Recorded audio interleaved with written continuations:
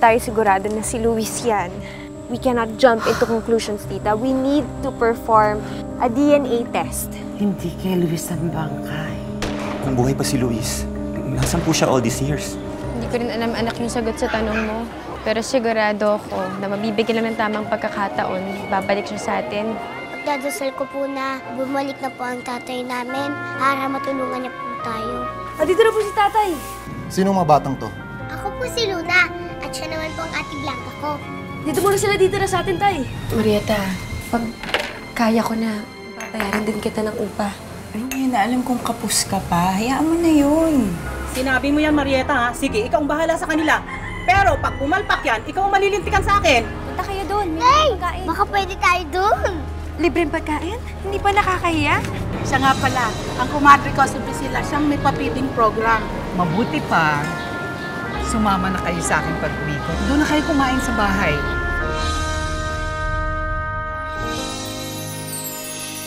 O, tuloy kayo.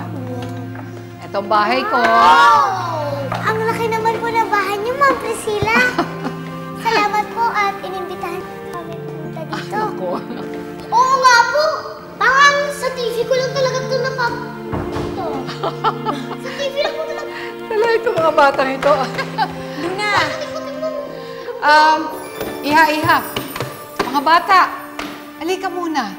Kain muna kayo doon. Naghihintay yung pagkain. Ayun na. Doon sa dining room. Anak, dahan-dahan lang ang baka makabasag kayo. Madam, pasensya na po kayo sa mga anak ko, ah. Ako, natutuwa nga ako at nagpunta kayo rito. Alam mo, Iha, kahit noon pa, talaga nababalitaan ko na yung tungkol dito kay Blanca. Yung mga kaibigan ko, kinukwentahan niya ako tungkol sa kanya, si Madam Victoria. Kaya natutuwa ako at nakilala ko na siya at nakilala ko na kayo. Maiba ako. Saan ba kayo talaga nakatira? Sa ngayon po, nakikitira po ako sa kaibigan namin. Pero maghahanap na rin po ako ng pagkakakitaan. Naku paano ka naman maghahanap buhay niyan? Sitwasyon mo na yan. Paano mo bubuhayin ng mga anak mo? Ma'am Priscilla, hindi pa rin po ako nawawalan ng pag-asa. Okay pa naman po yung mga kamay ko eh. Siguro naman po makakahanap pa rin ako ng trabaho. Alam mo, Rowena, talaga kung minsan nakakaranas tayo ng dagok sa buhay natin. Nagulat na gulat nga ako sa iyo kung paano mo nalalampasan lahat yung mga problema mong yan. Kailangan ko po kasi talagang lumaban eh. Para ho sa mga anak ko. Pag naging mahina pa ako, kanino ho sila sasandal? Naku mabuti ka nga. Meron kang pamilya, meron kang mga anak. Ako, nag-iisa na lang ako sa buhay Kasi yung anak ko, tsaka yung apo ko, nasa ibang bansa. Kaya, eto, mag-isa lang ako dito. Kaya alam mo, tuwan-tuwa ako pag ganyan, merong bumibisita sa akin at meron akong kasama rito. Kaya dapat bisitahin niyo ako ulit. O mga bata, halika ya. O kain ng kain, ha? Marami yung pagkain. Sige, tapos pag hindi ninyo naubos yan, pwede kayo magbaon, ha? O sige na. Salamat po. Oo, o kain na. Salamat po, Ma'am Priscilla. Dito sa gitna para makapagod. Kain lang, ha? O, sige, labas niyo pa. Labas niyo yung mga ibang pinaghandaan niyo. Naku, ayan. Masarap yan, ha?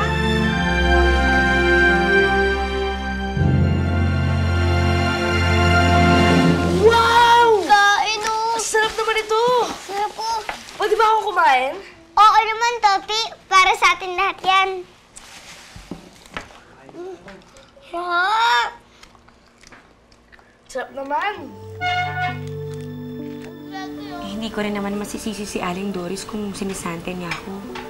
Ang dami ko na rin naman kasing palpak Hayaan mo na yun, ganun lang naman talaga yun. Alam mo, pag may nawala, may dadating. Pakiusap ko na lang sa'yo, wag mo na lang sabihin kay Garding na wala ka ng trabaho, ha. Alam mo naman yun, ang kitid ng utak nun, Ako nang bahala sa'yo. Sige, hindi ko sasabihin sa kanya. Tsaka maghahanap na rin naman ako ng bagong trabaho. Marieta, napakalaki na ng utang na loob ko sa'yo sa dinami-dami ng ginagawa mo para sa aming mag-iina. Alam mo, Alam mo, hindi naman ako naghihintay ng bayad eh. Saka huwag kang mag-alala. Hindi ko kayo papaalisin dito. O, tara! Kumangga! Kumangga! Kumangga! Kumangga!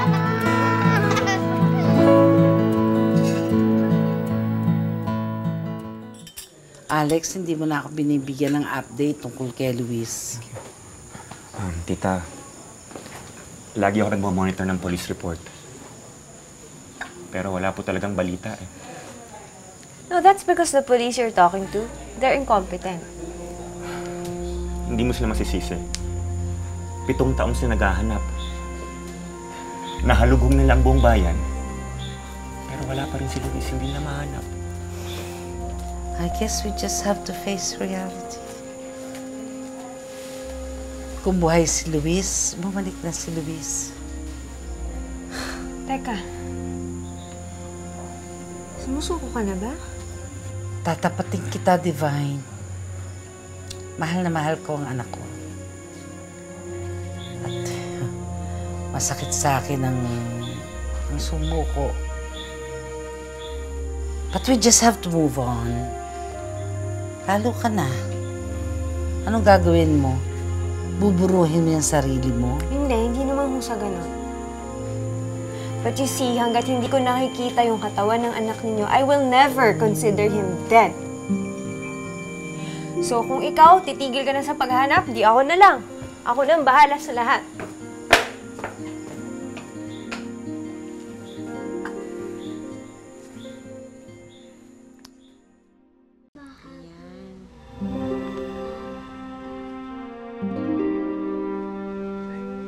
Inay, kailan po ba ako matatapos sa pag-aaral?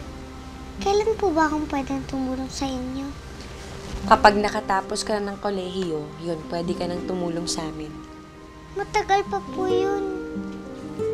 Alam mo kasi anak, pag may pinag-aralan ng isang tao, hindi siya lalaking mangmang. Hindi siya basta-basta mag-aapi kasi may dunong siya. Kaya ikaw, kahit na anong mangyari, tatapusin mo ang pag-aaral mo, ha? O sige na, sumulat ka pa ulit ng isang ganito. Gabing-gabi na nakabukas pa rin ang ilaw. Kaya ang laki na binabayaran ko sa kuryente. Pasensya na, Carding. Tinatapos lang naman namin yung...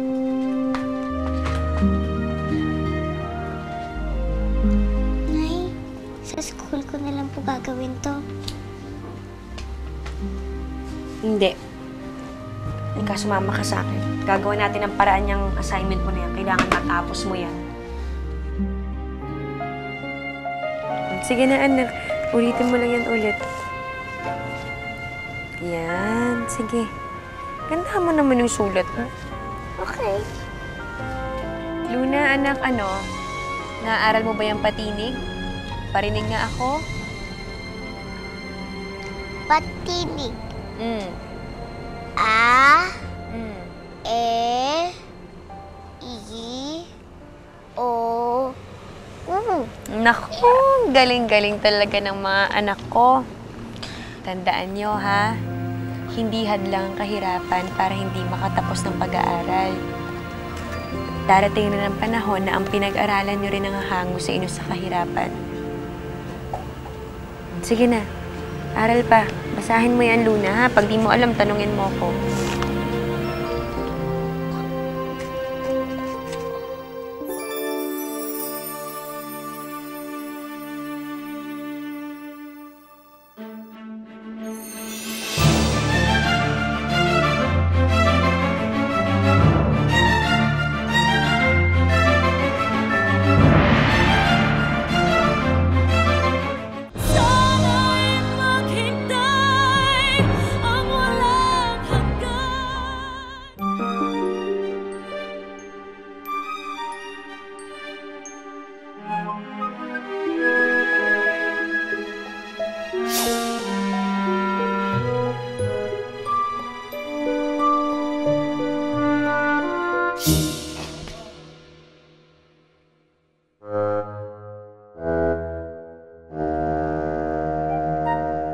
Ray! Ray! May sumampal sa akin! Naginip ka lang. Matulog ka na ulit. May sumampal sa mukha ko. Matulog ka na.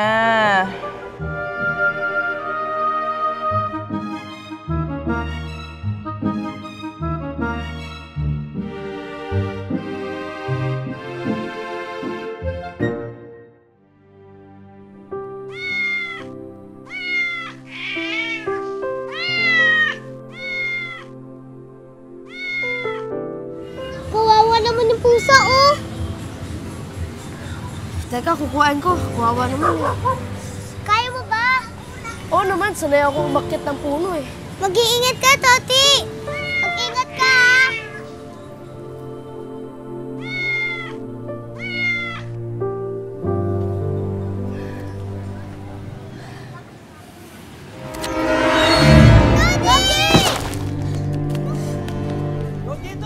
Marting! Anak mo! Toti! Sakit, Toti! Anong nangyari dito? Toti! Anong nangyari dito? Okay ka lang? Sakit! Anong nangyari dito? Kasi po, naawa po ako dun sa pusa.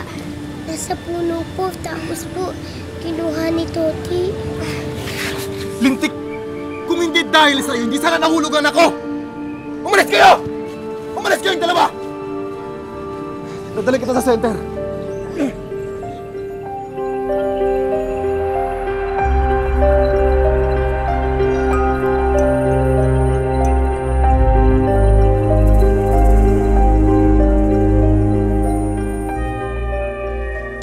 Iprito mo na lang yung isda para may ulam kayo mamayang tanghali. Sige, ako nang bahala, Marieta. Sige na. Hoy, Rowena! Yang maligno mong anak ang dahilan kung bakit nahulog si Toti sa puno! Ano ba nangyayari sa'yo? Hindi mo ba alam? Dinala ko sa klinik ang anak natin dahil nalaglag sa puno ng dahil sa anak ng maligno! Hindi maligno ang anak ko! Hoy, huwag kang sumagot-sagot ha! Umalis na kayo! Garding, ano ba? Tigilan mo yan! Huwag mong sagarin ang pasensya ko, Marieta. Kapag hindi mo sila pinaalis dito, ako ang aalis. Mamili ka! Marieta, hayaan mo na. Kami nilang aalis dito. Maraming salamat sa pagkupkup niyo sa amin.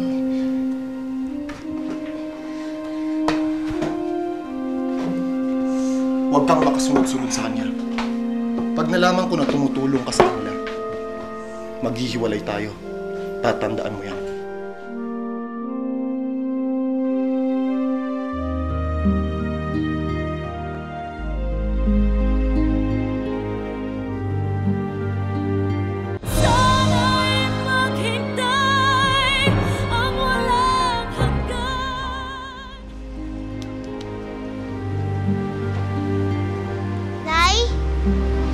Hindi na po ba talaga namin makakapagkaibigan kay Kuya Toti? Anak, palipasan na lang muna natin sandali ang galit ng ninong mo. Kasalanan ko po ang lahat. May dala nga po talaga akong sumpa. Hindi totoo yan. Wala kang dalang sumpa. Hanggang ngayon, pinagsisisihan ko na sinabi ko yan sa'yo. Dahil hindi yun totoo. Kaya wag na wag mong iisiping may dala kang sumpa kasi hindi yun totoo. Naiintindihan mo? Nay! Bilisan mo! May parating daw na bagyo, sabi ng Pag-asa! Kaya dali! Nay! Bagyo?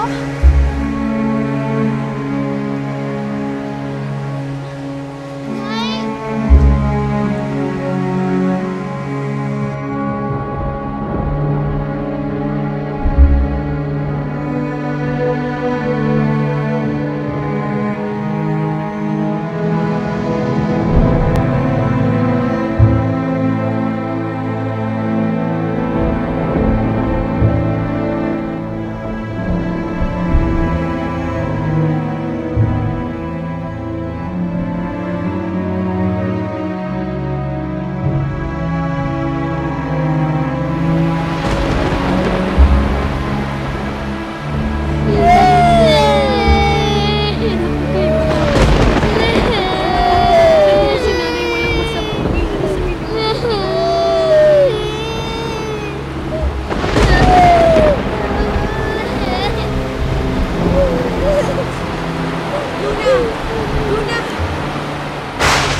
Nasaan na kaya si Annie?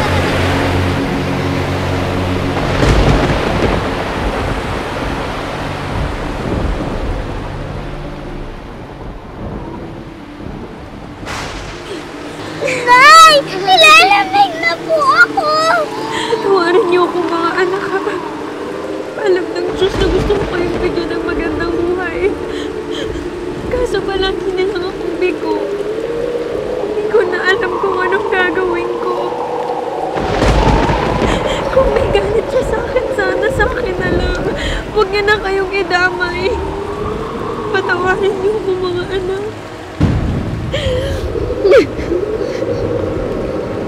Nay, pamahalan ko. Ay, anak ko pa, Nare. Hindi po tayo maghihiwalay. Pangako, anak. Hindi ko kayo iiwan.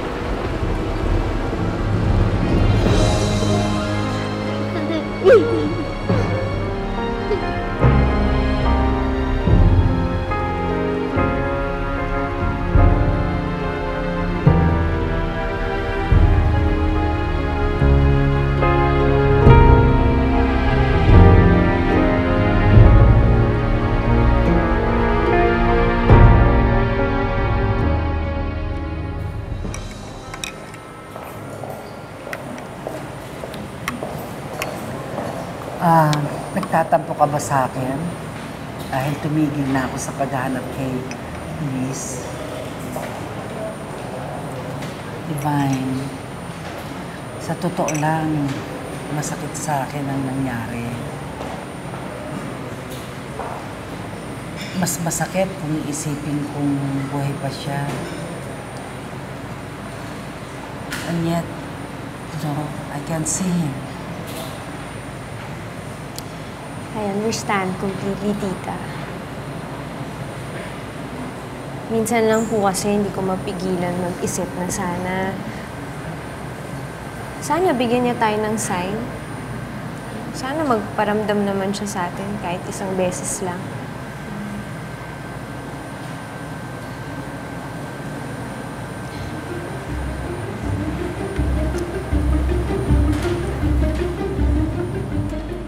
Tita, tinan mo yung lalaking yun. Si Luis yun, di ba? Tinan mo, tita. Are you sure? Di ba si Luis yun? Tara na. Tara po, sundan po natin. Si Luis yun.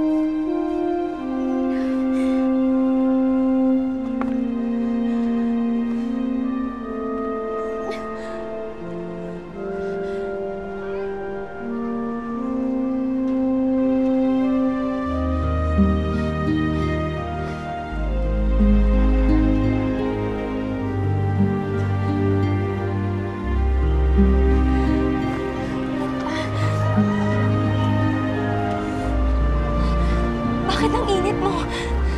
Blanca! Ako! Blanca! Blanca! Blanca! Blanca! Ako, nilalagnat ka! Blanca! Dahil Blanca, gumising ka! Ako! Blanca, gumising ka! Anak, natatakot ako! Blanca! Blanca, anak! Ano nangyayari sa'yo? Anong nangyayari sa'yo? Anak, humingi ka ng tulong. Sige na! Kailangan natin siya dalhin sa ospital! Tulong! Tulungan niyo kami! Blanca!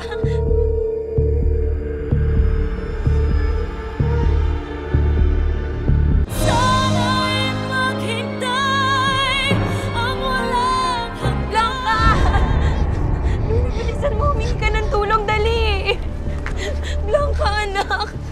Blanca! Blanca! Manong! Manong! Tulungan niyo po ang kapatid ko. Sige na po, please, please. Nasaan ang kapatid mo? Ayun po. Sige na! Nasaan ang kapatid mo? Tulungan. Ayun po. Mama, tulungan niyo kami. Dali natin sa ospital yung anak Ate ko. Blanca!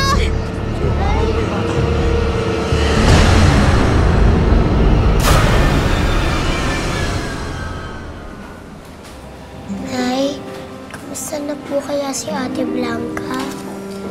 Sana okay na po siya. Hindi ko rin alam, anak eh. Pero sana naman hindi ganun kagrabe yung nangyari sa kanya. Dahil paano na po? Wala po tayong pambayad dito. Hindi ko rin alam, anak eh. Pero isang tao lang yung naiisipan kung pwede nating lapitan na hindi tayo tatanggihan. Sino po?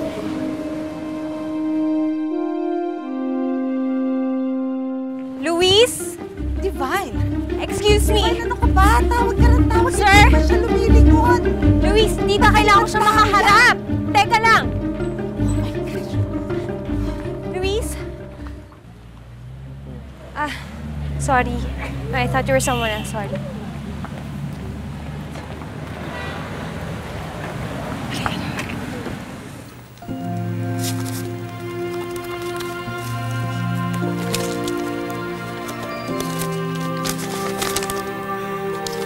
Rowena.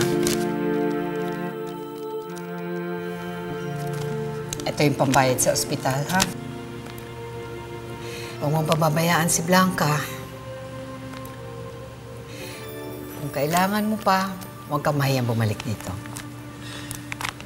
Maraming salamat po, Ma'am Priscilla. Pasensya na po kayo kung naabala ko kayo. Kay Ma'am Victoria po sana akong hingi ng tulong, kaya lang ho, nasa ibang bansa ko kasi siya eh. Siguro ho, unti-unti mababayaran ko rin to sa inyo. Yeah. Ang sa akin naman ay opinion lang. Nakikita ko na hirap kang ipagtaguyod yung dalawang anak mo. Paano? Wala kang hanap buhay. Wala kayong tirahan. Eh, paano mo sila mapapalaki ng maayos? Pansamantala lang naman ho siguro to, Ma'am. Siguro kung makakaraos din ho kaming mag-iina. Yeah. Ayaw ko namang ipamukha sa yung pagkukulang mo bilang magulang. Pero nakikita ko hirap ka na eh. Gusto ko itang matulungan. Pwede kong ampunin si Blanca. Papayag ka ba?